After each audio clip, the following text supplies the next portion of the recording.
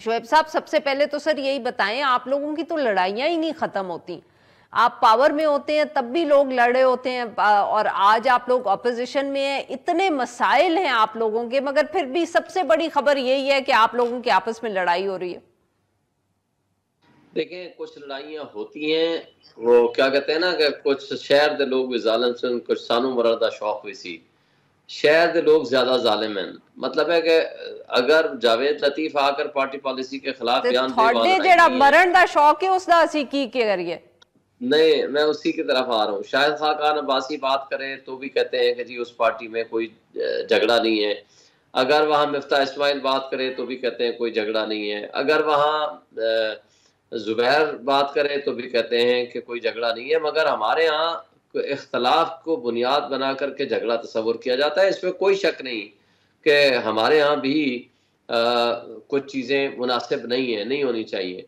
लेकिन बात यह है कि इस वक्त ये इश्यूज ही नहीं है। इशू ये है कि क्या मुल्क की सबसे बड़ी पॉलिटिकल पार्टी और सबसे बड़ा लीडर, उसको डाका जनी के जरिए जिन लोगों ने कार्नर किया है, जिन्होंने पॉलिटिकल विक्टिमाइजेशन के जरिए उसको जेल में बंद कर रखा है, आज उसके नाम से सारे इदारे, सारे लोग थर थर कांप रहे हैं। और सारी जो सियासी जमातें हैं, वो बोने सियासतदान सर उसके ये बातें मुकाबले में तो, सब माफ इकट्ठे करिएगा होके। आपकी बात काट रही हूं मैं यहाँ, कि ये तो हम इस पे हाईलाइट करते ही रहते हैं सर, जो केसेस हैं सारे मसाइल हैं, पर सर ये बताएं कि क्या मसला क्यों है पार्टी में, क्यों इतनी हम कह सकते हैं फ्रिक्शन है।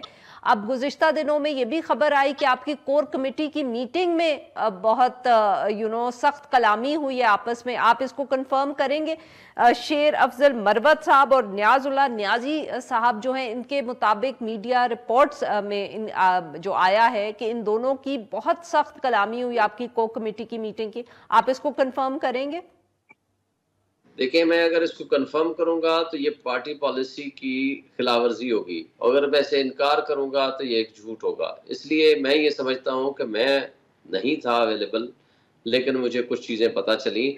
मगर पार्टी के अंदर इख्तलाफात होते हैं, और वो मैं समझता हूं कि वो रिस्पेक्टफुली और डिसेंसी के साथ इख्तलाफात का सोल्यूशन और रेजोल्यूशन होना चाहिए।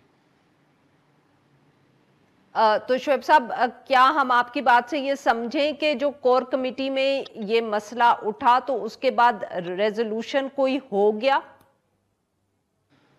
मेरा ख्याल है हो जाना चाहिए, इसलिए कि बिलाखिर तो पार्टी और कोर कमेटी ने बैठ के आपस में इश्यूज को रिजॉल्व भी करना है ना, और बिलाखिर पार्टी को लेके आगे चलना है। आज पार्टी हमारे पास अमानत है इमरान खान की। आज इमरान खान अगर जेल में है और हमारे पे ट्रस्ट करके अगर उन्होंने हमें कोर कमेटी का मेंबर बनाया है, तो हमें सबको ये सोचना है कि क्या हम उनकी अमानतें सही तरीके से पूरी कर रहे हैं, क्या लोगों को डिलीवर कर रहे हैं, क्या लोगों की तवक्कुआत पे हम पूरे उतर रहे हैं।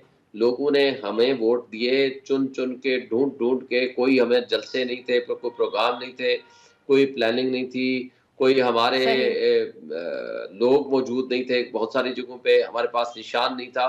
तो ये हमारी डबल ट्रिपल अब जिम्मेदारी होती है हमारी तंजीम की, हमारी पीटीआई की, कि वो ज़ाती स्कोर से बाहर निकले, ज़ातियात से बाहर निकले। लेकिन इसमें एक बात बता दूं, उन एलिमेंट्स का भी बहुत अमल दखल है जो छोटी सी बात को भी बहुत हवा देते हैं और इसको उछालते हैं। वजह उनकी सिर्फ और सिर्फ यही है कि किसी तरीके से जो असल इशू है उससे तवज्जो हट जाए, और ये जो साइड इश्यूज हैं वो क्रिएट करके और पार्टी के अंदर ऐसे इख्तलाफात की बातें फैलाई जाएं